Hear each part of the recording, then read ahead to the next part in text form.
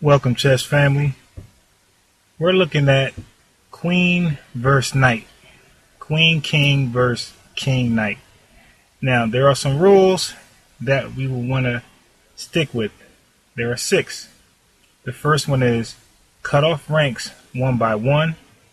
The second is stay on opposite color squares. Please, the only way the white knight can fork the black king and the black queen is if the black king and the black queen are on the same color square. So please try to stay on opposite color squares. Okay, now double attack the knight whenever possible. So look at diagram 3, you'll see the king and the queen is double attacking the knight. So we're making the white knight flee. Look at diagram number 4. The king stays a rank behind the queen at all times. Okay, so the king and queen should never be on the same rank.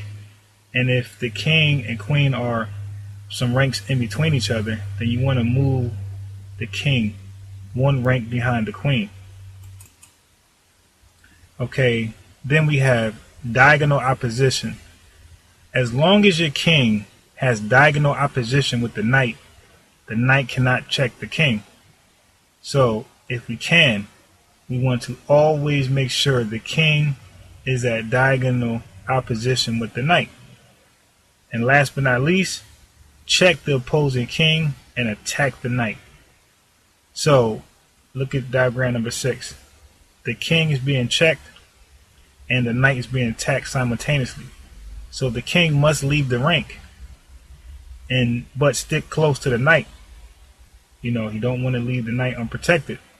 And the queen would then take that rank, forcing the king to the back of the chessboard or to the back ranks.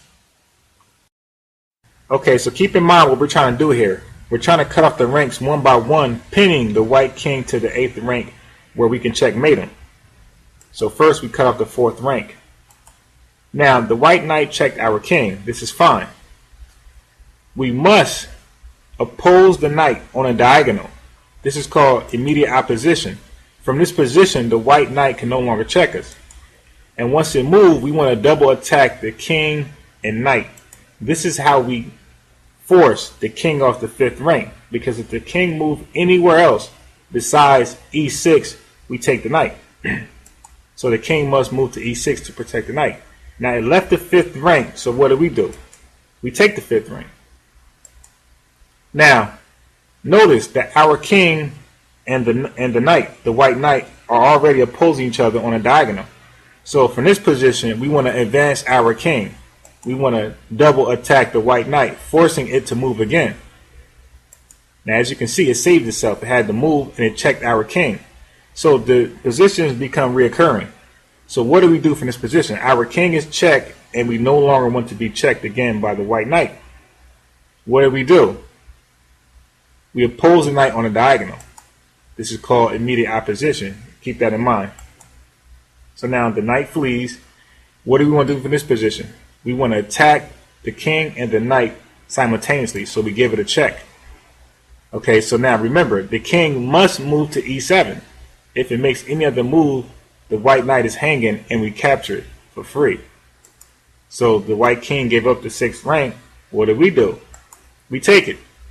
Notice that our queen and king are constantly on opposing color squares because the white knight can only fork the king and queen if we remain on the same color squares.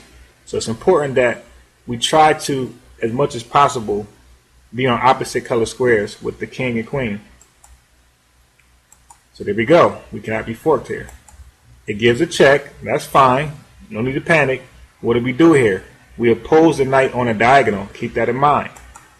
Now, no more checks can be given by the white knight. So from this position, it should look real familiar by this point. We want to simultaneously attack the king and the knight. Remember, the king must move back a rank to protect his knight. So now the king is on its ideal back rank for us. It's on the 8th rank. So we take the 7th rank so it can no longer return. Now, once again, our king and the knight are already opposing each other on a diagonal. So what we want to do is we want to attack the knight. We want to double attack the knight with our king and queen. Here comes the check. What do we do from this position? We oppose the knight on a diagonal. Okay, and the checkmating square is on e7. Now the knight only has one move where it can avoid checkmate, where it can protect checkmate. And the only decision it has is to give itself up. So from this position, as you can see, the white knight guards the e7 checkmating square. So it gives us no choice but to take the white knight. So we take it, and now checkmate in 2. The king is trying to survive the best way he can. So we cut off the g8 square, forcing the king back to e8, and we give a checkmate on g8. Okay, the king can no longer return to f7. It can't stay on the back rank. Our black king is protecting d7 and e7. So that's checkmate. Hope you guys enjoy. Watch the video as much as possible. Thank you. Take care.